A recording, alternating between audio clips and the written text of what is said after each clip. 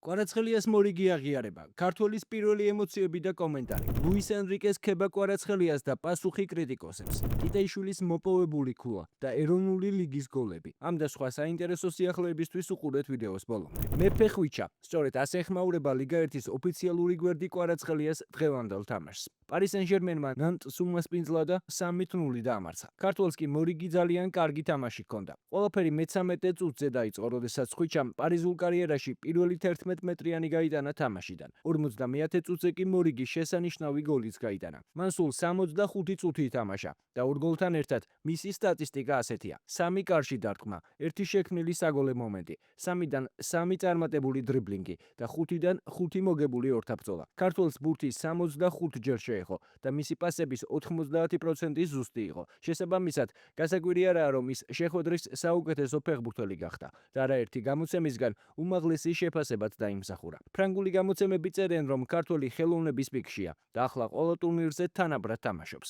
ამას შედეგებიც მოწმობს. კვარაცხელია ბოლო 5 თამაში მოედანს საგოლე მოქმედების გარეშე არტოვებს. ბოლო 10 შეხვედრაში კი ნაკრებში ჩატარებული მატჩების ჩათვლით მისი სტატისტიკა ასეთია: 10 მატჩი, 9 გოლი და 3 საგოლე გადაცემა.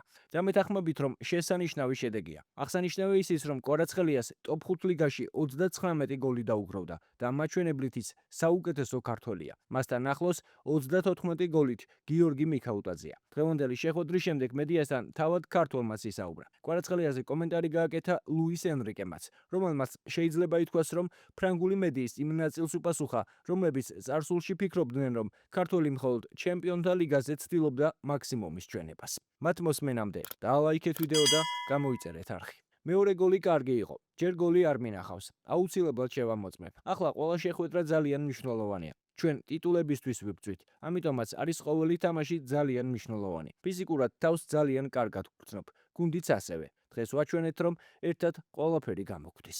კვარაცხელიას ეგონა, რომ დღეს საღამოს ჩემპიონთა ლიგაზე თამაშობდა, რა? უფრო სერიოზულად რომ გითხრათ, ვფიქრობ, ასეთ მომენტებში ჩანს მოთამაშეთა დონე. კვარაცხელია მთელი წლის განმავლობაში ჩემთვის ძალიან მაღალი დონის ფეხბურთელი იყო და რასაც აჩვენებს, ეს მისი შესაძლებლობებია. მე არ ვლაპარაკობ მხოლოდ იმ ხარისხზე, რომელიც ყველა მიცის, არამედ მის ხასიათზეც, როგორი იბრძვის თითოეულ ეპიზოდში, ნებისმიერ შეხვედრაში. ეს ძალიან მნიშვნელოვანია. მოთამაშეებთან ბევრ საკითხზე ვისაუბრეთ, მათ შორის 11 მეტრიანებზე. გვყავს ბევრი ფეხბურთელი, რომელსაც შეუძლია პენალტების შესრულება. თუმცა შესაძლოა არ გვყავს გამოკვეთილი სპეციალისტი.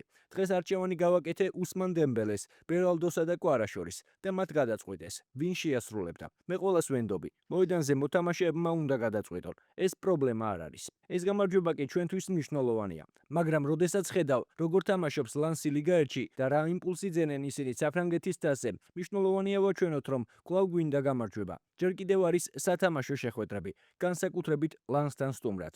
ვიცით, რომ რთული თამაში იქნება. შეგახსენებთ, რომ პარი სენ-ჟერმენი ლიგა 1-ში 66 ქულით პირველ ადგილზეა. ერთადერთ კონკურენტ ლანს კი 4 ქულით უსწრებს. ქართველის გუნდი შემდეგ შეხვედრაში 25 აპრილს ანჟეს ესტუმრება. აქვე გეტყვით, რომ მორიგი გოლი გაიტანა ოთარ კიტეიშვილმაც. ავსტრიის ბუნდესლიგის მორიგ ტურში შტურმა ლასკს უმასპინძლა და ფრედ 1-1 ითამაშა.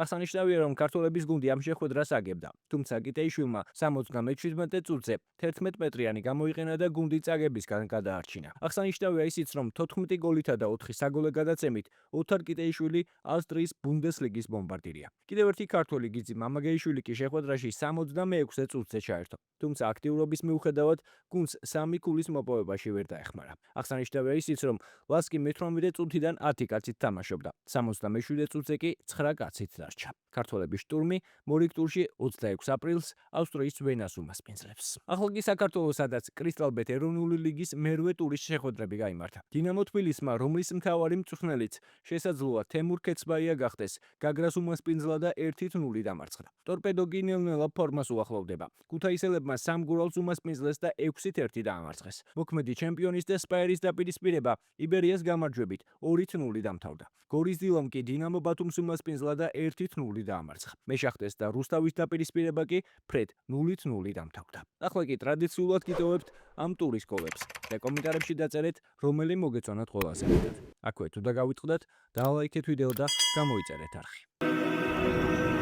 მაგრამ მე თანაგუნდელებმა დაკარგეს, იქვე დაიბრუნა მუჯირმა, ანდრეიჩუკი გრძელდება სტუმართა შეტევა, უკრაინელი ფორვარდი, კარგი პასი კეკელიძე და გავიდა გაგრა წინ 0-1 ტაიმის სტარტზე პრინციპში 5 წუთის შემდეგ გაგრა უკვე ამ შეხვედრას იგებს ბრძოლით.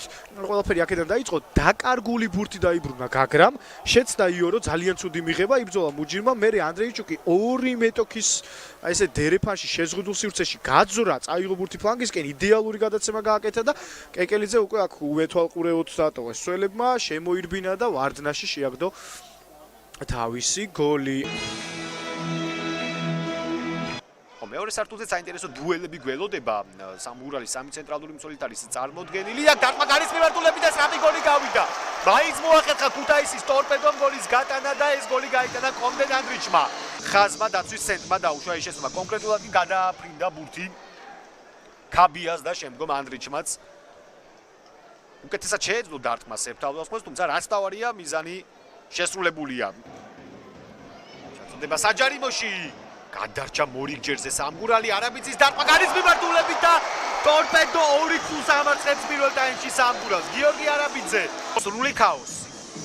წყალტუბო სამგურალის საჯარიმო მოედანში საშინელი მოგერიება აფციაურიცმა და არაბიძემ დეისაძე გადაცემა ბასილაძეზე დატრიალდა და დარტყმა გარის მიმართულებით და მეორე ტაიმის სტარტზე უკვე გამანადგურებელი ხდება ანგარიში ალეკო ბასილაძე იმის მიუხედავად რომ დღეს მარცხენა მცველია მაინც მოახერხა დავის გამოჩენა. ესე ბიუტო გოლი გაიტანა 2026 წლის გათამაშებაში. ნახეთ, ძალიან რთული დარტყმა შემოგთავაზა ბასილაძემ 2 მოწინააღმდეგე ესეთ ფეხზე ეჭდა.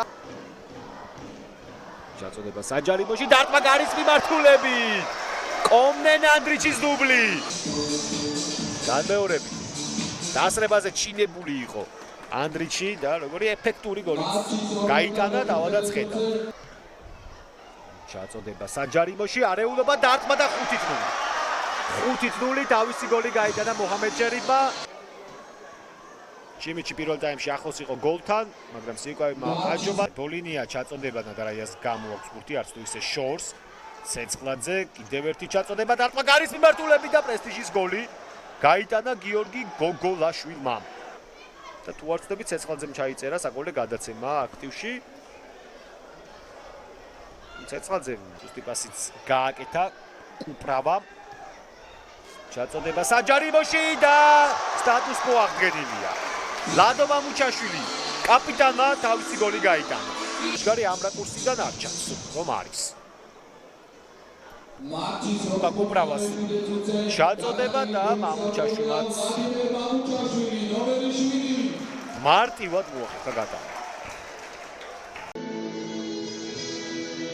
აშკარად ხელზე ხვდება და მე ხვდება მუხლში ალანდარიშვილს. ალბათ დანიშნავს პენალტს აქ ალეკო ოფიციალური პენალტი. კი ბატონო. გამორბენი დარტყმა და ანგარიში გაიხსნა, ძალიან კარგად დაარტყა პენალტი გორელთა მერვე ნომერმა და მე-17 წუთზე ანგარიში გახსნა თენგიზ ბურჯანაძის სახელობის სტადიონზე და 1-0 ხდება ანგარიში.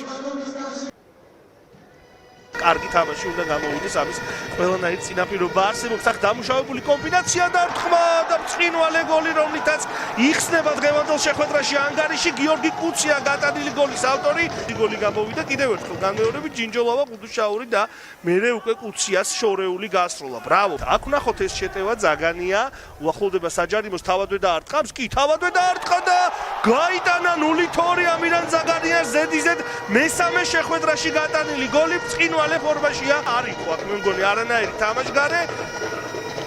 ბრავო ამირან ზაგანიას საჯარიმოს გარედან არა, მაგრამ ფაქტობრივად უკიდურეს შორეულ კუთხიდან, საჯარიმოს კუთხიდან მოახერხა თავისი გუნდის სასარგებლოდ უკვე ორ ბურთიანი სხვაობის დაფიქსირება. ძლიერი ზუსტი დარტყმა ამ ბურთის მოგერიება ძალიან